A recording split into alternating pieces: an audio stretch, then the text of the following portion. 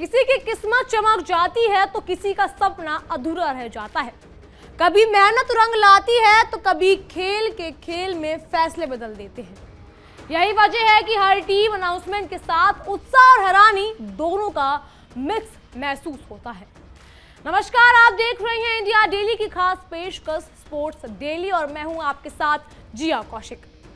India और south Africa की T20 series के लिए टीम अनाउंसमेंट हो गया है। जी हां, और इस स्क्वाड में कई चीजें हैरान कर देने वाली है। सबसे हैरानी की बात है रिंकू सिंह का बाहर होना। हमारे स्टार फिनिशर रिंकू सिंह, जिनका T20 में स्ट्राइक रेट 160 से ऊपर है और एवरेज 40 प्लस था, अब स्क्वाड का हिस्सा भी नहीं है। शायद ऑलराउंडर की जरूरत थी या बॉलिंग ऑप्शन के चलते उन्हें बाहर किया गया हो। वहीं शुभमन गिल टीम में शामिल है, लेकिन पूरी तरह फिट नहीं है। इसके बाद भी शुभमन शामिल है, ये हैरान करने वाली बात जरूर है। लेकिन उनके खेलने की चाहत और फैंस का समर्थन उन्हें टीम का हिस्सा बनाता है। हार्दिक पांड्या की वापसी हुई है, जो हाल ही में सैयद मुश्ताक अली में शानदार परफॉर्मेंस कर चुके थे। वहीं ऋतुराज गायकवाड़ ने भी शानदार शतक जमाया, लेकिन उनका चयन नहीं हुआ। टीम मैनेजमेंट ने शायद गिल और गायकवाड़ के बीच बैलेंस बनाना बेहतर समझा, लेकिन रिंकू को बाहर करने के पीछे क्या वजह थी? रिंकू को चलिए अगर हम मान सकते हैं प्लेइंग 11 में तो वो शामिल थे भी नहीं और अब स्क्वाड से भी बाहर कर दिए गए हैं। कहीं वॉशिंगटन सुंदर और शिवम दुबे जैसे खिलाड़ियों का बॉलिंग ऑप्शन भी काम आ जाए, इसलिए रिंकू बाहर हैं, क्योंकि रिंकू ऑलराउंडर नहीं है, लेकिन बाकी ऑलराउंडर है तो भी वो ऑलराउंडर की भूमिका नहीं निभा रहे हैं। वॉशिंगटन सुंदर नहीं चले हैं पिछले 2-3 मैचों से, अगर हम देखी बात करें बैटिंग उनसे होती नहीं है, बॉलिंग करवाई नहीं जाती, फिर वो किस बात के ऑलराउंडर हैं? किस बात के ऑलराउंडर हैं वो? इसके बजाय फिर रिंकू सिंह को रख लेना चाहिए था।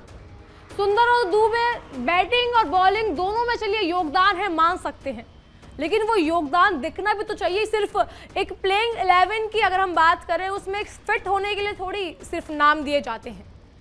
टीम में ऑलराउंडर, स्पिन और पेस के सही मिक्सचर को ध्यान में रखते हुए 15 खिलाड़ियों का चयन किया गया है।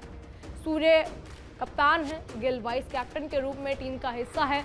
ओपनिंग में अभिषेक शर्मा और शुभमन गिल को रखा गया है। हालांकि शुभमन अभी भी फिट नहीं है, पूरी तरह फिट शुभमन भी नहीं है, लेकिन हो सकता है वो उस टाइम तक अगर हम बात करें तब वो फिट हो जाए।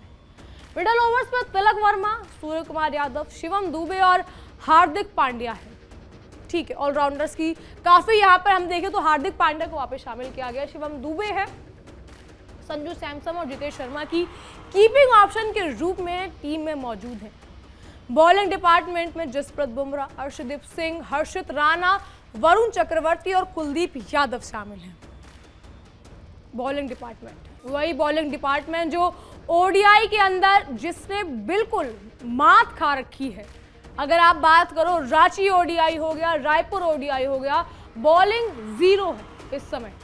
एक क्रिकेट एक्सपर्ट्स की तरह अगर हम देखें तो बॉलिंग इस समय जीरो है। अगर कोहली शतक लगा रहे हैं, गायकवाड़ शतक लगा रहे हैं, राहुल बेहतरीन खेल रहे हैं, रोहित बेहतरीन खेल रहे हैं, तो उन सब का बेहतरीन मिक्सचर जा कहाँ रहा है? एंड पे तो बात आती है बॉलिंग को ना, बॉलिंग समझाएगी, बॉलिंग को ही तो विकेट या हम कहें रन रोकने होंगे ना साउथ अफ्रीका के, पर वो बॉलिंग कुछ काम नहीं कर रही है। आप हर्षित राणा की बात कर लीजिए, आप कुलदीप यादव की बात कर लीजिए। पेसर्स में आपके पास सिर्फ बुमराह या सिराज ही है, कोई पेसर नहीं है जो आपका बॉलिंग यूनिट संभाल सकता है। स्पिन पेस का संतुलन इस टीम को हर कंडीशन में प्रभावी बनाता है। विजाग में एक गलती और आपकी पूरी ओडीआई आपके हाथ से गई, सिर्फ बंटाधार हो जाएगा सब आपका।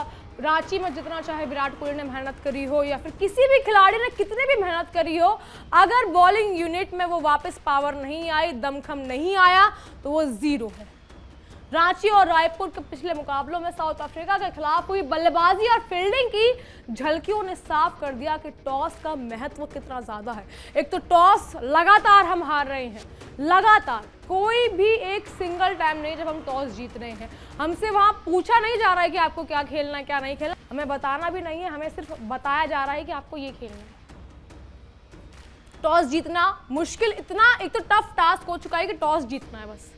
पहले बैटिंग करने वाली टीम को ड्यू के चलते अतिरिक्त रन बनाने पड़ते हैं और वहीं भारतीय टीम के लिए भी बड़ा फैक्टर रहेगा, क्योंकि बाद में अगर आप ये कहते हैं कि ड्यू थी और इसीलिए हमारी फील्डिंग खराब हुई या बॉलिंग खराब हुई, तो वो आपको दिमाग में पहले भी लेके चलना पड़ेगा कि ड्यू हो सकती है और ये पर्सपेक्टिव हो सकता है, ये चीज़ें वहाँ पे हो सकती है। हर्षित राणा, अर्शदीप सिंह, किसी की भी बात कर लीजिए आप, अगर आपकी बॉलिंग्स में आपको ये बहाना बाद में केएल राहुल ने, ठीक है हमने मान लिया कि ड्यू फैक्टर हो सकता है, लेकिन ये चीज़ वहाँ पे आके आपका बोलना, ये पहले भी आपको पता होना चाहिए कि ड्यू फैक्टर है। पिछली बार 17 रन के कमबैक चेस में भारत थोड़ा पीछे रह गया, वहीं एडन मार्करम और टेमा बबुआ ने अपनी टीम को मजबूत स्थिति में रखा, क्योंकि उन्होंने ये करके दिखा दिया कि जो 350 के आसपास के जो रन चेज होते हैं, जो आमतौर पर बहुत ज़्यादा लगते हैं, इतने बड़े रन स्कोर बोर्ड पर लगे कि अब तो टीम जीत जाएगी, लेकिन साउथ अफ्रीका ने करके दिखा दिया कि ये टीम ऐसी कोई छोटी मोटी टीम नहीं है। आप इसे अफगानिस्तान या फिर पाकिस्तान मत समझिए, ये टीम ये करके नहीं दिखा सकती है, टीम ने वो करके दिखाया है और ऐसे रन चेज किया है जैसे वो रन कुछ थे ही नहीं। विराट कोहली और ऋतुराज गायकवाड़ की साझेदारी ने यह भी दिखा दिया कि घरेलू क्रिकेट की ताकत को इंटरनेशनल लेवल पर कैसे लागू किया जाता है। विराट कोहली, जिनके रिटायरमेंट को लेकर तमाम तरह की खबरें थी, तमाम आशंका जताई जाती थी, विराट कोहली ऑस्ट्रेलिया सीरीज के बाद रिटायर हो जाएंगे, लेकिन विराट कोहली ने वापस दिखाया कि वो 16 और 17 वाला विराट की तरह कमबैक कराया उन्होंने, जो 2016 और 2017 में थे विराट कोहली, जो यहाँ पे टाके लगने के बाद भी बैक टू बैक खेलते गए आरसीबी के लिए। चलिए डोमेस्टिक क्रिकेट था वो, लेकिन इंटरनेशनल पे भी विराट का कोई कम योगदान नहीं रहा है। 53वीं शतक लगाया है उन्होंने, ये 84 उनके इंटरनेशनल शतक हो चुके हैं। विराट अपने आप में विराट है।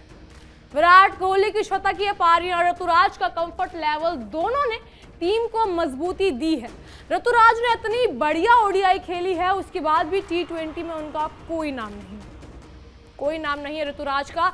ऋतुराज का वो शतक किसी काम का नहीं रहा, क्योंकि उन्होंने क्या मतलब समझ नहीं आ रहा, इस सीरीज में भी सिराज नहीं है। देखिए T20 का स्क्वाड आ चुका है, हमने आपको कल बताया था, कल के एपिसोड में बात हुई थी, सिराज का नाम इस बार फिर नहीं है।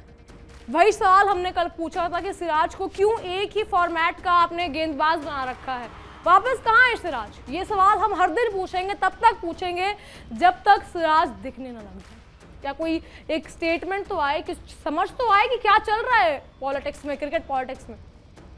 हालांकि आखिरी 10 ओवर्स में विकेट्स का गिरना भारत के लिए थोड़ा दबाव बन रहा है, लेकिन इस तरह के अनुभव अगले मुकाबलों में टीम को फायदा देंगे। इस सीरीज में भारत के पास बैटिंग में गहराई है और हर कंडीशन में खेलने के लिए विकल्प मौजूद है। 4 स्पिनर्स आपको इस टाइम दे दिए हैं सिलेक्टर्स ने, 2 पेसर ऑलराउंडर दे रखे हैं, मुख्य पेस अटैक बुमराह भी दे रखा है इस टाइम आपको, सब कुछ बैलेंस है। उसके बाद भी अगर आपकी टीम डगमगाती है तो किसकी जिम्मेदारी है, वो किसकी जवाबदेही है? हार्दिक पांड्या की मौजूदगी से टीम को अतिरिक्त बैटिंग और बॉलिंग ऑप्शन मिलता है, क्योंकि कहा जा रहा था कि ऑलराउंडर्स में हमारे पास हार्दिक नहीं है, T20 में आपके पास हार्दिक है, बॉलिंग में बुमराह नहीं थे, सिराज नहीं थे, ठीक है इस बार बुमराह दे दिए हैं आपको। बैटिंग में शुभमन गिल नहीं थे, शुभमन गिल की अभी भी वो फिट नहीं है पूरी तरह से, लेकिन वो खेलते हैं तो आपकी बैटिंग और मजबूत होती है। अभिषेक शर्मा है, स्ट्राइक रेट इतना बेहतरीन, अभी भी पिछले शतक लगाया है उन्होंने पिछले मैच में। तमाम तरह की खबरें आती हैं, तमाम तरह की आशंका आती है, तमाम तरह की पॉसिबिलिटीज़ आती हैं, लेकिन उस पॉसिबिलिटीज़ में से जो बेस्ट होती है हम सब वही चाहते हैं कि चलिए हमारे पास बैटर भी है, हमारे पास बॉलर भी है, फील्डिंग हमारी बेस्ट है, सब कुछ। क्योंकि फील्डिंग में सिर्फ एक ऐसा 2-4 खिलाड़ी तो होते ही होंगे जो सिर्फ फील्डिंग कर रहे हैं, वो बैटिंग भी करेंगे, वो बॉलिंग भी करेंगे। जब दोनों ही बेस्ट हो फिर तीसरी फील्डिंग बचती है, क्योंकि एक मुकाम पर आकर एक कैच छोड़ना, आप जहां आप कैच छोड़ते हैं वहां आप मैच छोड़ देते हैं। अक्सर कहा जाता है कि एक कैच छूटा और वहां आपका मैच छूटा। संजू सैमसन और जितेश शर्मा की कीपिंग ऑप्शन टीम फ्लेक्सिबिलिटी देख रही है उसके अंदर, कि हो सकता है संजू सैमसन भी खेल सकते हैं, जितेश शर्मा, दोनों खेल सकते हैं। पर अगर प्लेइंग 11 की बात करी जाएगी तो संजू मेरे हिसाब से खेलने ज़रूर चाहिए। प्लेइंग 11 में अगर हम प्लेइंग 11 निकालें पूरी तो संजू सैमसन खेलने चाहिए। T20 विश्व कप की तैयारियां नजरिए से ये स्क्वाड काफी कॉम्प्लिकेटेड नजर आ रहा है। ठीक है, कंप्लीट है, सब कुछ है, लेकिन कॉम्प्लिकेटेड है थोड़ा। अगर चलिए अभी शुभमन गिल की तबीयत खराब है या जो भी उनकी इंजरी वगैरह हो रखी है, वो नहीं खेलते हैं, तो उनकी जगह फिर आप किसी को रखेंगे। उसके बाद अगर आप बॉलिंग यूनिट देखें, फिर सिराज गायब है उसके अंदर, अक्षर पटेल कहाँ है, कुछ चीजें कहीं ना कहीं कमी है। हालांकि अपने आप में कंप्लीट है। अगर आपको पर्टिकुलर डिपार्टमेंट देखना है तो बैटिंग डिपार्टमेंट कंप्लीट है आपका, बॉलिंग डिपार्टमेंट आपका कंप्लीट है, फील्डिंग डिपार्टमेंट में अगर आप बात करें तो सही है, सब कुछ कंप्लीट नजर आ रहा है, पर कॉम्प्लिकेटेड जरूर नजर आ रहा है। किसी भी मैच में अलग कंडीशन होने पर टीम मैनेजमेंट के पास हर कॉम्बिनेशन का ऑप्शन जरूर मौजूद है। ठीक है, लेकिन अगर बैटिंग डिपार्टमेंट अपना अच्छा काम कर रहा है, अगर हम कोहली के बाद देखें, हार्दिक तक बैटिंग बहुत अच्छी चल रही है, उसके बाद जब सेकंड सेशन होता है आपका, उसके बाद अगर बॉलिंग अगर सही नहीं हो रही है तो अपने हिसाब से मैच बिल्कुल जाएगा। क्योंकि सिर्फ एक डिपार्टमेंट की मजबूती या फिर एक डिपार्टमेंट की मौजूदगी काफ़ी नहीं होती है एक मैच को जिताने के लिए। स्पिन फ्रेंडली कंडीशन हो या पेस डोमिनेटिंग विकेट, टीम हर चुनौती का सामना करने के लिए तैयार होनी चाहिए। इसके अलावा कोलंबो जैसे स्पिन फ्रेंडली मैदानों में टीम स्पिन ऑप्शन का फायदा जरूर उठा सकती है। पिछले मैचों में भारत की बल्लेबाजी और फील्डिंग पर भी ध्यान दिया गया। टॉस, रन रेट, विकेट्स की स्थिति को देखकर टीम रणनीति बनाती है और उस पर काम करने की पूरी कोशिश करती है। एडन मार्क्रम, टीमा बबूवा और विराट कोहली जैसे खिलाड़ी मैच का टर्निंग पॉइंट बन सकते हैं। क्विंटन डी को आगे नहीं चले हैं, ओडीआई में क्विंटन बिल्कुल नहीं चले हैं, उम्मीद की जा रही है टी20 में वो चल सकते हैं। फील्डिंग की छोटी छोटी चूकें भी मैच के नतीजों को प्रभावित कर सकती है। भारतीय टीम इस सीरीज में हर छोटे छोटे फैसलों पर ध्यान जरूर देगी, वो जरूरी भी है। इस स्क्वाड में हर खिलाड़ी की भूमिका स्पष्ट है, opening, middle order, finishing, spin और पेस बॉलिंग, हर डिपार्टमेंट के लिए टीम में बैकअप ऑप्शन मौजूद है। इस बैलेंस के चलते भारतीय टीम हर मैच में बेहतरीन परफॉर्मेंस करने की हम उम्मीद रखते हैं, क्योंकि आपको जो चाहिए था टीम सिलेक्टर्स ने वो दे दिया। बैटिंग में चाहिए था आपको अनुभव, बैटिंग में मिल गया आपको, लेकिन बॉलिंग में अभी भी आपको ध्यान देना जरूरी है। टॉस जितना महत्वपूर्ण होगा उतना ही रन रेट और विकेट प्रबंधन भी निर्णायक साबित होंगे। टॉस जीतिए, अपने आप पॉइंट रखिए कि आपको क्या चाहिए। यार टॉस के लिए हम इन्हें बोल भी सकते हैं, इनके हाथ में नहीं होता है टॉस। भारत का ये स्क्वाड न केवल साउथ अफ्रीका के खिलाफ बल्कि आने वाले विश्व कप में भी काफी मजबूत नजर आता है। अच्छा, एक सवाल यहाँ पर ये उठता है कि क्योंकि देखिए इतने अभी मैचेस बचे नहीं हैं टी20 के, अगर हम बात करें इंटरनेशनल लेवल के, 2026 फरवरी में इतने मैचेस अब रहे ही नहीं है, कुछ भी नहीं रहा है बीच में, फरवरी में विश्व कप है। क्या यही जो टीम अभी इन्होंने टी20 में स्क्वाड निकाल के दिया है, क्या यही टी20 स्क्वाड अब खेलेगा? सवाल सबके मन में है, क्योंकि अब आपके पास ऑप्शन नहीं बचा है कि हम ट्राई कर सकते हैं। इतना ट्राई करने के लिए अब कुछ बचा ही नहीं है कि क्योंकि अब फरवरी में तो आपका वर्ल्ड कप ही है, टी20 वर्ल्ड कप ही है। तो क्या यही टीम, आप संजू सैमसन ले लीजिए, जितेश शर्मा ले लीजिए, हार्दिक पांड्या, शुभमन गिल, सूर्य कुमार यादव, यही टीम रहने वाली है वर्ल्ड कप 2026 के लिए, टी20 के लिए? क्या यही टीम रहने वाली? सबकी नजर इस पर होंगी।